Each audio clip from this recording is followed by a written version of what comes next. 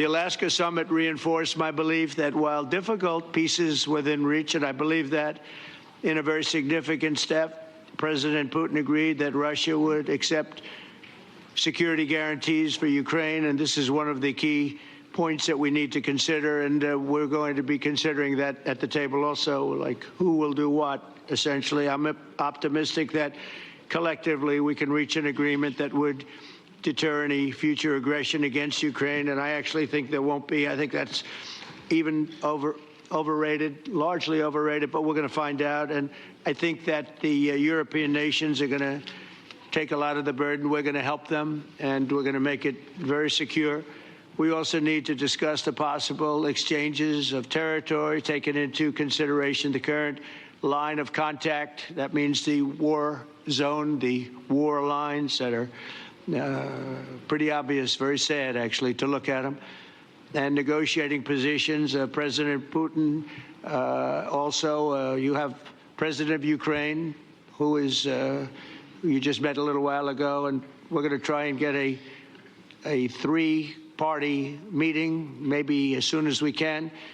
And I have a feeling you and President Putin are going to work something out. Ultimately, this is a decision that can only be made by President Zelensky and by the people of Ukraine working also together in agreement with President Putin. And I just think that's very good things are going to come of it. So I hope we have a good meeting. And if we can have a good meeting, I'll set up a meeting with President Putin. And if you'd like, I'll go to that meeting. And not that I want to do that, but I will do that because we want to save a lot of people from dying. A lot of people are dying, and we got to save them. Got to save it. 5,000, 6,000, 7,000 people sometimes a week. All of us would obviously prefer an immediate ceasefire while we work on a lasting peace, and maybe something like that could happen. As of this moment, it's not happening, but President Zelensky and President Putin can talk a little bit more about that. You know, in the 6 or so wars that we stopped, we haven't had a ceasefire.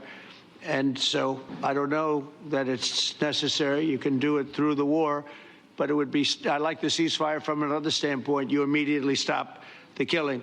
But I believe a peace agreement at the end of all of this is something that's very attainable, and it can be done in the near future. With all of the wars that I got involved in, we only have this one left. Of course, as I walk out the door, there'll probably be a new one starting, and I'll get that stopped, too. But I thought this was going to be one of the easier ones. It's actually one of the most difficult. They're very complex.